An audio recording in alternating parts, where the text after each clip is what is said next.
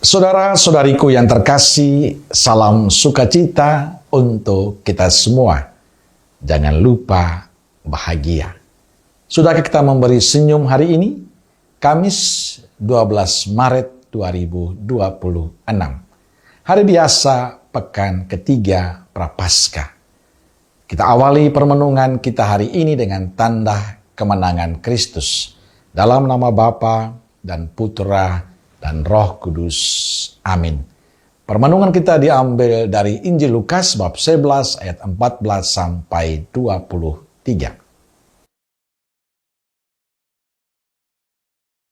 Pada suatu kali, Yesus mengusir dari seorang suatu setan yang membisukan. Ketika setan itu keluar, orang bisu itu dapat berkata-kata. Maka heranlah orang banyak. Tetapi ada di antara mereka yang berkata, "Ia mengusir setan dengan kuasa Beelzebul, penghulu setan." Ada pula yang meminta suatu tanda dari surga kepadanya untuk mencobai dia.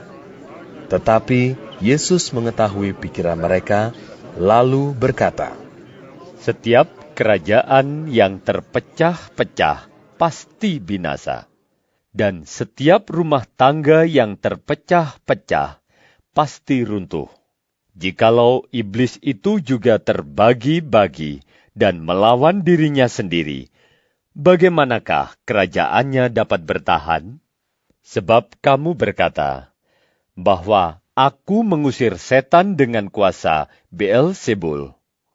Jadi, jika aku mengusir setan dengan kuasa Beelzebul, dengan kuasa apakah pengikut-pengikutmu mengusirnya?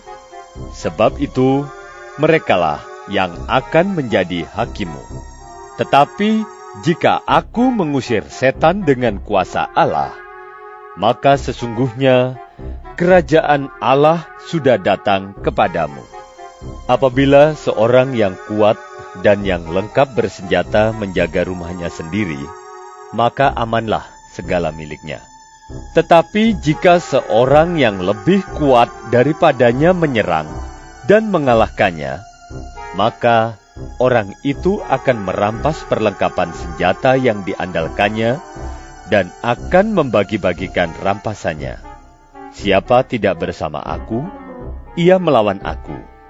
Dan siapa tidak mengumpulkan bersama aku, ia mencerai-beraikan." Saudara-saudariku terkasih, bacaan Injil hari ini tentang Yesus mengusir setan yang membisukan dari seseorang. Ketika setan itu keluar, orang itu dapat berkata-kata. Banyak orang menjadi heran melihatnya, tapi ada juga orang yang tidak senang dengan Yesus. Mereka berkata, ia mengusir setan dengan kuasa Beelzebul, penghulu setan. Kisah ini memperlihatkan pada kita bahwa kehadiran Yesus selalu menimbulkan pro dan kontra dalam kehidupan. Bagi orang-orang Farisi dan para ahli Taurat, apa yang dibuat Yesus itu keliru. Mereka menganggap itu salah. Tapi tidak bagi masyarakat pada umumnya, orang-orang biasa, orang-orang sederhana. Justru kehadiran Yesus menjadi berkat bagi mereka. Yesus memberikan harapan baru bagi mereka, memberikan sukacita baru bagi mereka, memberikan damai bagi mereka. Sebab apa yang dilakukan Yesus dengan menyembuhkan orang bisu bagi orang Farisi tidak benar. Rupanya mereka iri dengan apa yang Yesus lakukan. Karena mereka tidak bisa melakukan itu.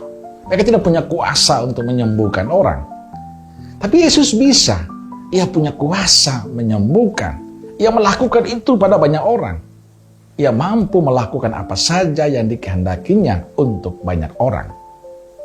Sikap iri ini tidak hanya dimiliki oleh orang Farisi dan para ahli Taurat, tapi juga pada diri kita, kaum beriman.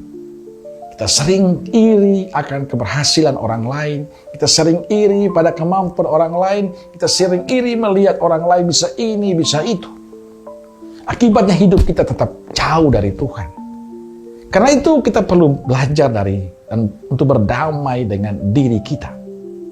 Kita belajar untuk bersyukur untuk semua yang Tuhan berikan. Orang yang iri adalah orang yang tidak pernah bersyukur akan apa yang Tuhan berikan untuknya.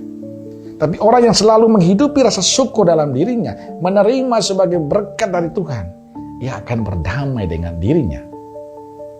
Itulah yang membuat kita bahagia.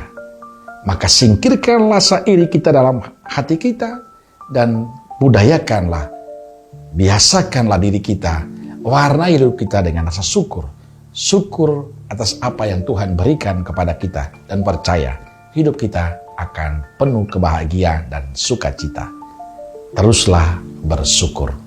Amin. Semoga Allah yang Maha Kasih memberkati saudaraku sekalian, Bapa, Putra, dan Roh Kudus. Amin.